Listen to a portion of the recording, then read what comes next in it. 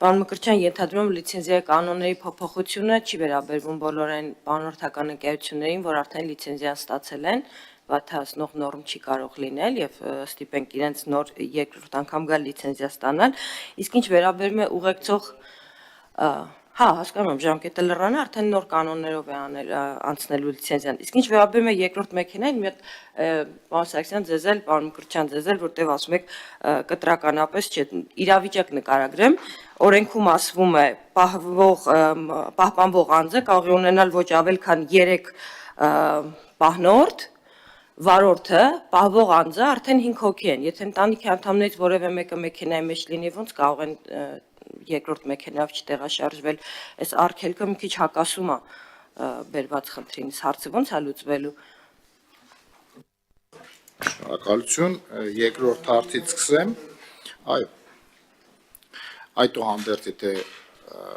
պահնորդական ծառայությունից օգտվող անձը, այսինքն թիկնապահների քանակը այստեղ 3-ն են, եւ եթե նման իրավիճակ կա, այդ դեպքում տրանսպորտային միջոցը պետք է լինի ավելի մեծ եւ ավելի տարողունակ, եթե 3 թիկնապահներն էլ իրենց հետ շարժվեն։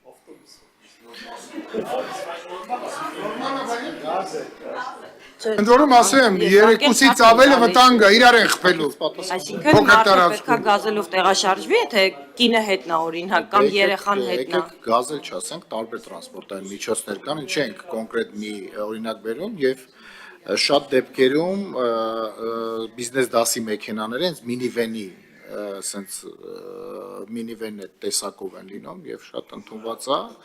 որտեղ որ թիկնապահներ լինում են այդուհանդերձ մեր համար մեր դիտարկումները մեր ուսումնասիրությունները հանգեցրել են նա որ երկրորդ մեքենան հանրային անվտանգության տեսանկյունից խնդրահարույց է եւ մենք օրենքով նախատեսում ենք այսպիսի փոփոխություն Շատ լավ մի քիչ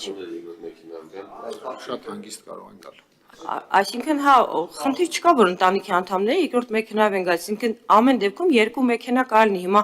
ոնց են բաժանում այդ մարդիկ ընտանիքի անդամների քանիսն են նստում մի մեքենայի մեջ երկրորդ մեքենայով պահպանություն իրականացնելը մի բան է Հետևից մեքենա լինել, որ ընտանիքի անդամները կնան, կարծում եմ բոլորիս հետ էլ կարող լինի 2 կամ 3 մեքենայով ինչ որ տեղաշարժվում ենք Ես ճիշտ չեմ այդ հարցը չհասկացա, ոնց տեղով փոխվեն, ինչ է բարձր։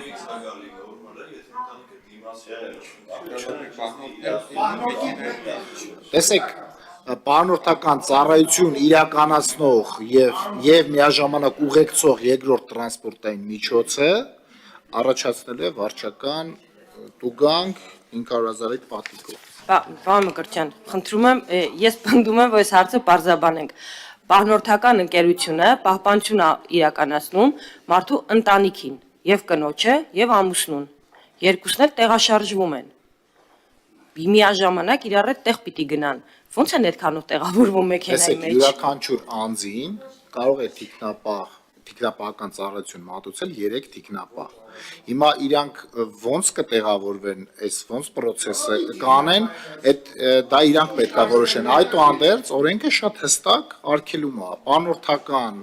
ծառայություն մատուցող երկրորդ տրանսպորտային միջոցի մասով։ Դա իրանք նույն տրանսպորտային շարունակում եմ հակաճառել,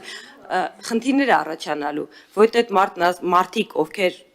օգտվում են ծառայությունից, ես չգիտեմ, չեմ օգտվում, ենթադրում եմ, որ ունեն նման հնարավորություն, որ 3 պահնորդ իրականացնում են պահնորդական ծառայությունը,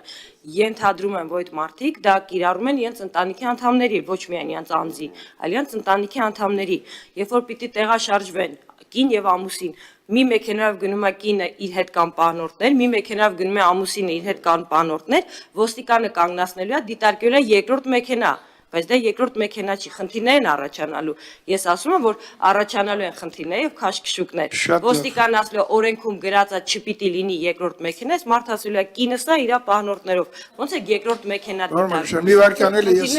Մի վարքան հարցը ձևակերպեք։ Ձևակերպեցի հարցը, ասացի, այստեղ խնդրահարույց կետ կա։ Հարցը որ խնդրահարույց է, 3 պահնորդ եւ երկրորդ մեքենայի բացակայությունը հակասում է նրան, որ մարդը երկրորդ մեքենայով է կինն է գնալ ուղիղ, ասում եմ, անհասկանալի։ Մագրշյան, այս հարցին պատասխանեք գնանք առաջ։ Խնդիրը տուգանում եմ, ասել են խնդիր չի, երկրորդ մեքենան է, խնդիրը Նոր առաջանալու։ Մագրշյան, հարցին պատասխանեք գնանք Ոստիկանների առաջ։ խնդիրներ են Ես ձեզ ասեմ, առաջանալու։ նախ այտենց կանգնեցնելու տուգանը չի, նման դեպքերով վարչական վարույթներ են նախաձեռնվելու եւ քննվելու է եւ բոլոր հանգամանքները պարզվելու են։ Եթե մի տրանսպորտային միջոցի մեջ լինելու է մեկ պահպանվող անձ եւ 3 իր թիկնապան, սա մի մեքենա, սա մի իրավիճակ։ Առնվազն 3 է։ Չէ, առավելագույնը 3։ Երկրորդ մեքենայում այլ պահպանվող անձա իր թիկնապած, սա այլ բան, այսինքն երկու անձ օգտվում են տարբեր ծառայություններից։ Եթե վարչական վարույթով կհիմնավորվի, որ ուղեկցող մեքենան իրականում ուղեկցում է իրականացրել եւ թիկնապահական պանորդական ծառայություն է մատուցել, այդտեղ կարձանագրվի վարչական իրավախախտումը։ Իսկ սա մենակ ուղեկցում չի, սա գործունեություն է եւ ուղեկցելը ենթադրում է որոշ տարբեր, այսպես ասած, առանձին գործառույթ։